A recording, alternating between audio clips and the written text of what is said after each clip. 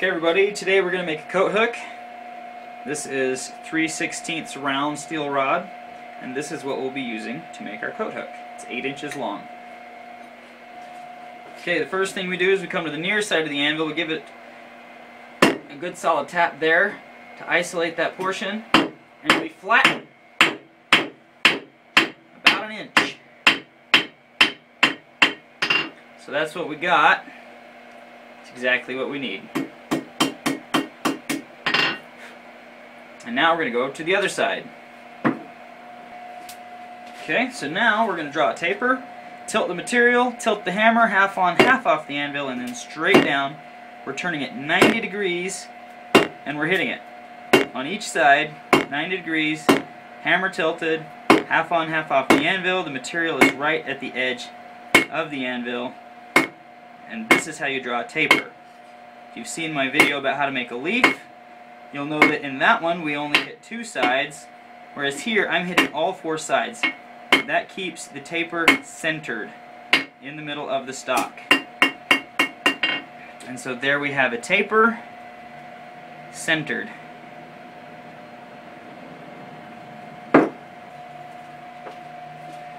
Alright, now we're going to extend the taper. So see that tilt we had before? We're a little bit less. Bring our hammer on the anvil, still tilted, the hammer, and we're just flattening out that taper to extend it, make it longer. Now we're going to knock the corners off. By turning it, I'm hitting all 4 corners. And now we're just going to roll it. This is where the hammer comes off the anvil. See how it's off the edge of the anvil again? And that's so we can draw it down some more towards the edge. Now I'm coming back on a little bit, and I'm just rolling, giving it a smoother texture, lots of small hits. And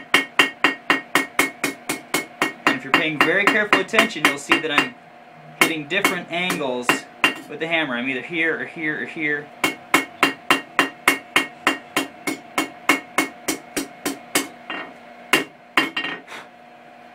So that's what we've got.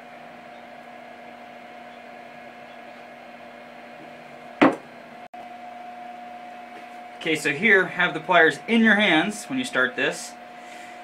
When you pull it out of the fire, I mean.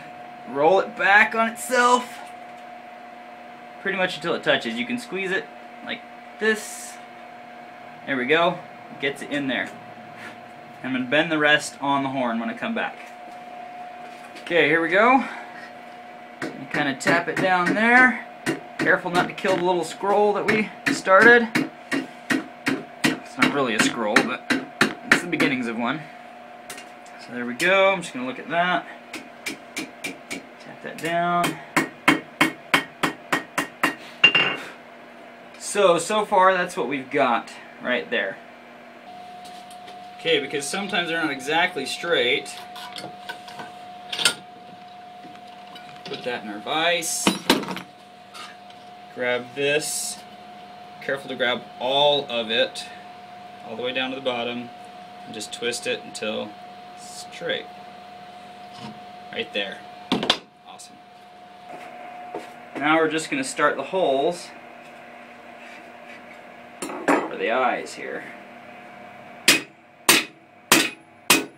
we go. And you noticed I used a beater hammer. Don't use your good tools to beat on your other metal tools.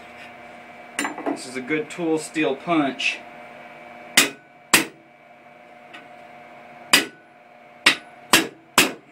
I don't want to beat up my good hammer pounding on this punch. So we've got the holes started. Okay, now we're just going to hit it from the back side. There's a little dot where you can see where you hit. You got to center it and go for it. One thing I didn't mention is I do have a plate on top of my anvil right now. It's a cutting plate so that I don't mar up the face of my anvil doing this kind of work.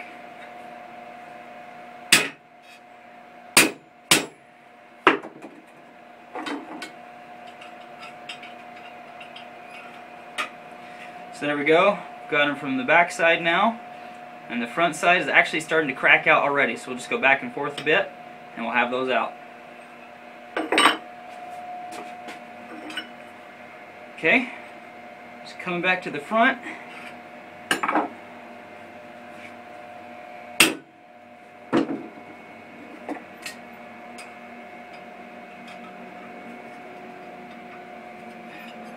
And it's pushing these buttons right out the other side. So I'll just need to go, like I said, just back and forth a couple of times, it'll push those right out.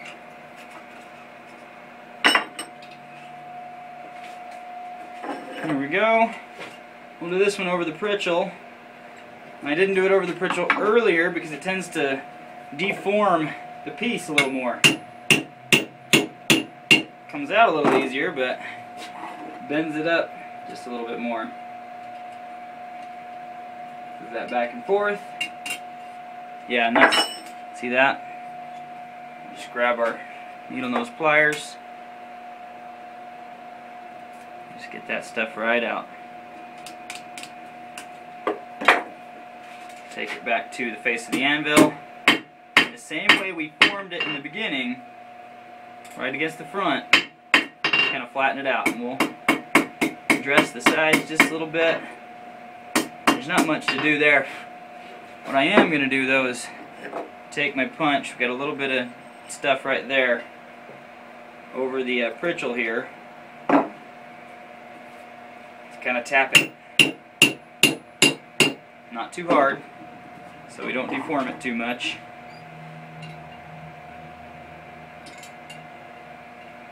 If any of you are wondering about these tongs, these are gooseneck tongs from Off Center Productions. They do some great tools, great stuff for the blacksmith.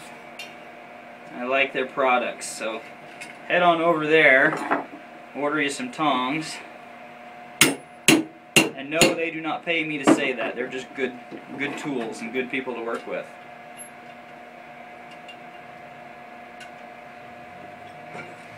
Okay, so let's just flatten it back out again. And that is great. Excellent. Okay, so I heated up the length of it so that the whole thing looks forged. Because we didn't do anything in the middle here. And we don't want it to look like a random piece of steel with some nice forged ends. So you heat up the whole thing, and then you'll be able to get that look of having a whole handmade piece. Goodness. There we go. So all I'm doing now is I'm making sure this whole thing is straight so that when it sits on someone's wall, it's going to look nicely made. Make sure you get this piece back here flat, according to that, see? Okay, and that is good. Okay, so we're just going to brush it.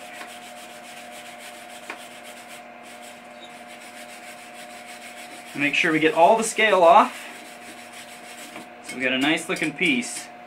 Now it doesn't have to be totally glowing for this part.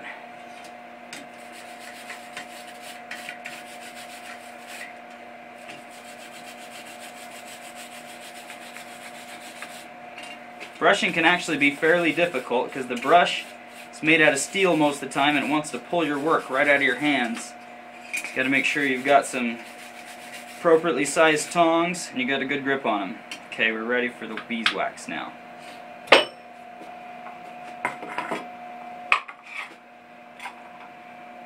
So the beeswax just gives us a nice antique look, nice black look. Makes it look more homemade, makes it look more antique, vintage, whatever your word is. But it does give it a very professional quality. Now I'm leaning way out so I don't inhale this stuff. It's actually toxic, so just keep that in mind. I've never heard of anybody actually getting sick from it, but it does have properties that are not good for you, so keep that in mind. But there we go. We have got our hand-forged coat hook. Awesome. Thanks for watching. Be sure to subscribe.